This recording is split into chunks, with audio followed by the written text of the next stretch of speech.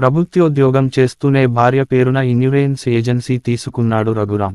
అయితే అతని దురదృష్టమేమిటో కాని ఒక్కటే కూడా కేసు దొరకడం లేదతనికి. అందుక్కారణం అతని మొహమాటమని భార్య సుజాత అనుమానం. కానీ అది నిజం కాదు. కేవలం దురదృష్టం అందుకు కారణమని రుజువు చేయడానికి చాలా సంఘటనలున్నాయి. రఘురాంకి ఏజెన్సీ తీసుకోవాలని బుద్ధి పుట్టేసరికి అతని ఆఫీసులో ఉన్న వాళ్లందరికీ పెద్దో చిన్నో ఏదో పాలసీ ఉండనే ఉంది. రెండో పాలసీ తీసుకోగల స్తోమత ఉన్నవాడు ఆఫీసు మొత్తానికి ఆఫీసర్ ఒక్కడే. ఆయనకు రెండేం కర్మ, 3 పాలసీలున్నాయి. రఘురాంకి కొన్ని నమ్మకాలున్నాయి. మొదటి కేసులో ఫెయిలవకూడదని అతడి ఆశయం. అందుకే ఎవరైనా అతని దృష్టికి వచ్చినప్పుడు ముందుగా సమాచారం సేకరించి తనకు అనువుగా ఉన్నాడా లేడా అని పరీక్షించుకునేవాడు. ఆ విధంగా అతను తనకు దూరపు బంధువైన గోవిందయ్యను ఎన్నుకున్నాడు. గోవిందయ్యకు బట్టల కొట్టు ఉంది కాని ఆయన దాని మీద ఆధారపడి లేడు. నల్లబజారులో సంబంధముందని చాలామంది చెప్పుకుంటారు. రఘురాం పరోక్షంగా సేకరించిన సమాచారాన్ని బట్టి ఆయనకు ₹1,00,000 వరకు ఇన్సూరెన్స్ చేసే ఉద్దేశ్యముంది. రఘురాం ఒకరోజు ఆయన్ను కలుసుకుని తను ఇన్సూరెన్స్ ఏజెన్సీ ప్రారంభించిన విషయానికి చెప్పి బోని ఆయనతోనే చేయాలనుకుంటున్నానన్నాడు. ఆయన పెదవి విరిచి, అబ్బే, లాభం లేదోయ్, నా వ్యాపారం కుంటి నడక నడుస్తోంది అన్నాడు. రఘురాం ఎంత చెప్పినా ఆయన కన్విన్స్ కాలేదు. తన అంచనా ఎక్కడ, ఎందుకు దెబ్బతిందో అతనికి తెలియలేదు. మొదటి కేసు ఫెయిలైనందుకు విచారపడుతూ అతను సాయంత్రం ఇంటికెళ్లి పేపరు చదువుతుండగా ఒక చిన్న వార్త కనబడింది. ప్రస్తుతం సిబిఐ వాళ్ళు బ్లాక్ మనీ వివరాలు తెలుసుకోవడం కోసం వ్యాపారస్తులందరినీ ఇన్సూరెన్స్ పాలసీ వివరాలు తెలుసుకుంటున్నారుట. పెద్ద పెద్ద పాలసీ ఉన్న వాళ్లని ప్రీమియం గురించి అడుగుతున్నారట. కొంతమంది సిబిఐ వాళ్ళు ఇన్సూరెన్స్ ఏజెంటుల్లా కూడా వెడుతున్నారుట. గోవిందయ్య పాలసీ ఎందుకు తీసుకోలేదో రఘురాంకు అర్థమైపోయింది. అతను కొంతకాలం పాటు వ్యాపారస్తుల జోలికి వెళ్లకూడదని అనుకున్నాడు. ద్వితీయ ప్రయత్నంగా అతను సుబ్బారావు దగ్గరకు వెళ్లాడు. సుబ్బారావుకు ఇటీవలే ఉద్యోగం వచ్చింది కూడా బ్యాంకు ఉద్యోగం. అతని తండ్రి, తాత కూడా బ్రతికి ఉన్నారు. సుబ్బారావుకు, రఘురాంకు ఊళ్ళో వాళ్ళు కావడం వాళ్ల ముఖ పరిచయం ఉంది. ఇప్పట్లో నాకు పాలసీ తీసుకునే ఉద్దేశం లేదండి అన్నాడు సుబ్బారావు. పాలసీ తీసుకోవడం వల్ల ఇన్కమ్ టాక్స్ తగ్గుతుందని చెప్పాడు రఘురాం. అవుననుకోండి, కానీ నేను ఇన్కమ్ టాక్స్ తగ్గించడానికి ప్రావిడెంట్ ఫండ్లో ఎక్కువ డబ్బు వేస్తున్నాను. అందులోని డబ్బు ఎప్పుడు కావాలంటే అప్పుడు తీసుకోవచ్చు. ఇన్సూరెన్స్ అయితే మళ్ళీ 25 ఏళ్ల దాకా డబ్బు తిరిగి రాదు అన్నాడు సుబ్బారావు. మీరు చెప్పింది నిజమే కానీ మీ ఇంట్లో అనారోగ్యంతో ఉన్న పెద్దవాళ్లుంటే ఓ పెద్ద పాలసీ తీసుకోవచ్చు. డాక్టరు సర్టిఫికేట్ నేను మేనేజ్ చేయగలను అన్నాడు రఘురాం. రఘురాం మాటలకు సుబ్బారావు కోప్పడలేదు కానీ చిరాకు పడ్డాడు. 5 ఏళ్ల క్రితం మా తాతగారికి జబ్బు చేసింది. 50,000కి ఓ పాలసీ తీసుకొన్నాడు నాన్న, మీలాంటి ఏజెంటు మాట పట్టుకుని. మా తాతయ్యని ఆ తర్వాత ఇంచుమించు కింద పెట్టేశారు కానీ ఆయన మృత్యుంజయుడై లేచి కూర్చుని ఇప్పుడు పిడిరాయిలాగున్నాడు. ఆ పాలసీ డబ్బు కట్టలేక చస్తున్నాం. ఇప్పుడు అందువల్లే కొంతకాలం పాటు పాలసీల జోలికి వెళ్లదలుచుకోలేదు. మారుమాట్లాడకుండా అక్కడ్నించి బయటపడ్డాడు రఘురాం. రెండో కేసు కూడా ఫెయిల్ కావడం అతనికి బాధనిపించింది. మూడో సరైన తన ఎన్నికలో జాగ్రత్తగా ఉండాలనుకున్నాడు. ఆ ప్రయత్నంలో మధుసూదనరావు తగిలాడు. మధుసూదనరావు ప్రైవేట్ కంపెనీలో పనిచేస్తున్నాడు. ఆయనకు 40 ఏళ్లు ఉంటాయి. హఠాత్తుగా ఏవో ట్యాక్స్ సమస్యలు వచ్చి ఇన్సూరెన్స్ పాలసీ తీసుకోవాలని ఆయన అనుకుంటున్నాడు. బహుశా ₹1,00,000 పాలసీ తీసుకున్నా ఆశ్చర్యం లేదు. రఘురాం ఆయన్ను కలుసుకున్నాడు. ఆయన చాలా ప్రోత్సాహకరంగా మాట్లాడాడు. ఆ రోజు మంచి రోజు కాదని 2 రోజు పోయేక అవసరమైన కాగితాలతో వస్తే అన్నీ ఫైనలైజ్ చేయవచ్చునని ఆయన రఘురాంతో అన్నాడు. ఇన్నాళ్లకు తన కేసు ఫలించినందుకు రఘురాం చాలా సంతోషించాడు. కాగితాలన్నీ సిద్ధం చేసుకొని ఆయన చెప్పిన రోజుకు ఇంటికి వెళ్లాడు. వెళ్లేసరికి మధుసూదనరావు గారు ఇంట్లోనే ఉన్నాడు కానీ వళ్ళు తెలియని జ్వరం. అప్పటికప్పుడు పని జరక్కపోయినందుకు కొద్దిగా నిరుత్సాహపడినప్పటికీ రఘురాంకి లోలోన కాస్త సంతోషం లేకపోలేదు.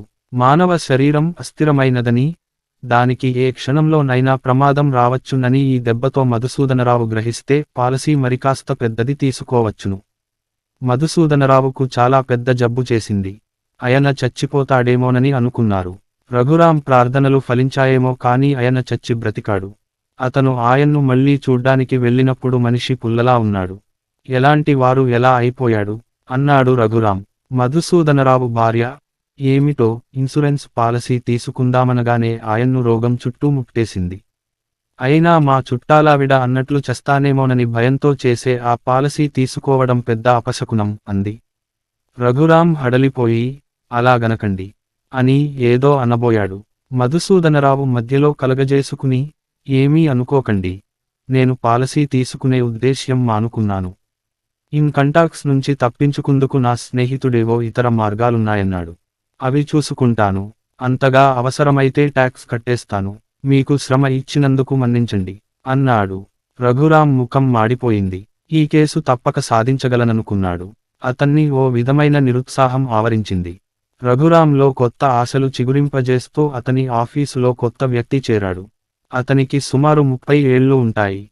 అందమైన 25 ఏళ్ల భార్య ఉంది. మీదుమిక్కిలి మనిషి, బాగా మొహమాటస్థుడు.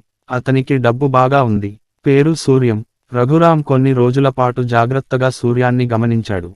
సూర్యం నిజంగానే బాగా మొహమాటస్థుడని తేలిపోయింది. అతనినేవరైనా ఏమైనా అన్నా సహించి ఊరుకుంటాడు కానీ చటుక్కున ఏమీ అనలేడు. సూర్యం కాఫీ హోటలుకు వెడితే అందరి బిల్లు తనే ఇచ్చేయడానికి సిద్ధపడతాడు. తన గురించి గొప్పలు చెప్పుకోడు. ఎదుటి వారు ఎన్ని గొప్పలు చెప్పినా వినేస్తాడు. ఇన్సూరెన్స్ పాలసీని దృష్టిలో ఉంచుకుని రఘురాం సూర్యాన్ని భార్యతో సహా తన ఇంటికి ఆహ్వానించాడు. తర్వాత తను భార్యతో కలిసి సూర్యం ఇంటికి వెళ్ళాడు. ఇప్పుడు తను మంచి రోజు కోసం ఎదురు చూస్తున్నాడు. అది రానే వచ్చింది. ఆఫీసులో సూర్యం దగ్గరకు పాలసీ గురించి మాట్లాడడానికి వెడుతుండగా మరో కొలీగ్ రఘురాంకి కాగితం మీద ఓ నంబరు వేసి ఇచ్చి, ఈ నంబరుకు ఫోన్ చేయి గురు. శంకర్రావుని ఒకాయనకి ఇన్సూరెన్స్ పాలసీ ఇంట్రెస్ట్ ఉందట అన్నాడు. రఘురాం ఉత్సాహంగా ఆ కాగితం జేబులో పెట్టుకుని ముందు సూర్యం దగ్గరకు వెళ్ళాడు. ఈ కేసులో తను తప్పక జయించగలనని అతడి అభిప్రాయం. కాసేపు ఆ కబురు ఈ కబురు చెప్పి, ఇన్సూరెన్స్ మీద మీ అభిప్రాయం ఏమిటి అనడిగాడు రఘురాం. ప్రత్యేకమైన అభిప్రాయం ఏమీ లేదు అన్నాడు సూర్యం. మీకు పాలసీ తీసుకునే ఉద్దేశ్యముందా అన్నాడు రఘురాం. లేదండి అన్నాడు సూర్యం. అలాగనకూడదు మీరు. నేను ఇన్సూరెన్స్ ఏజెన్సీ తీసుకున్నాను. ఇంతవరకు బోని కాలేదు. మీరే బోని చేయాలి అన్నాడు రఘురాం. సూర్యం మొహమాటపడ్డాడు. మీరలా అనేస్తే కష్టం. నాకు ఇన్సూరెన్స్ ఎందుకండి? అతను మెత్తబడుతున్నట్లు కనిపెట్టిన రఘురాం ఇన్సూరెన్స్ వాళ్ళ గల ప్రయోజనాలన్నింటినో వివరించి, ఏదో ముందుకు పోతున్నామనుకుంటున్నాం కానీ ఆడవాళ్లకింకా సరైన రక్షణ లేదండి మన దేశంలో. ఎప్పుడు ఎక్కడ ఏ ప్రమాదం ఎదురవుతుందో తెలియదు. మీరు ప్రేమించే మీ భార్య సుఖజీవనం కోసం మీరు తప్పక ఇన్సూరెన్స్ చేసి తీరాలి అన్నాడు. సూర్యం ముఖం మాడిపోయింది. నా భార్య సుఖజీవనానికి ఇప్పుడే లోటు లేదు. అందుకే అయితే ఇన్సూరెన్స్ అక్కర్లేదు నాకు అన్నాడు. అతనా మాటల్ని రఘురాం ఊహించనంత ఖచ్చితంగా అన్నాడు.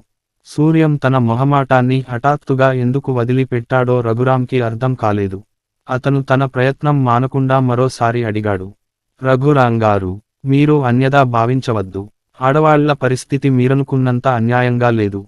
నా భార్యకు నేను రెండవ భర్తను. మొదటి భర్త పెద్ద మొత్తానికి ఇన్సూరెన్స్ చేసి చనిపోవడం వల్ల ఆస్తి వచ్చిన కారణంగా నేనామెను వివాహం చేసుకున్నాను. అతడి పాలిటి దురదృష్టం నా అదృష్టంగా మారింది. ఏ పరిస్థితుల్లోనూ ఇటువంటి అదృష్టం నా భార్యకు మరోసారి కలగడం ఊహలో కూడా నేను భరించలేను. దయచేసి ఇన్సూరెన్స్ ప్రసక్తి నా వద్దకు తీసుకురావద్దు అన్నాడు సూర్యం. రఘురాం మ్రాన్పడిపోయాడు. అతను తేరుకోవడానికి కొద్ది క్షణాలు పట్టింది. తేరుకున్నాక కూడా ఆవరించిన నిరుత్సాహం అతన్ని వదిలిపెట్టలేదు. నెమ్మదిగా ఫోన్ దగ్గరకు వెళ్లి కొలీగ్ ఇచ్చిన నంబరు తిప్పి, హలో శంకరరావు గరున్నారాండి అని అడిగాడు. రాంగ్ నంబర్ అని అవతల క్లిక్ మంది.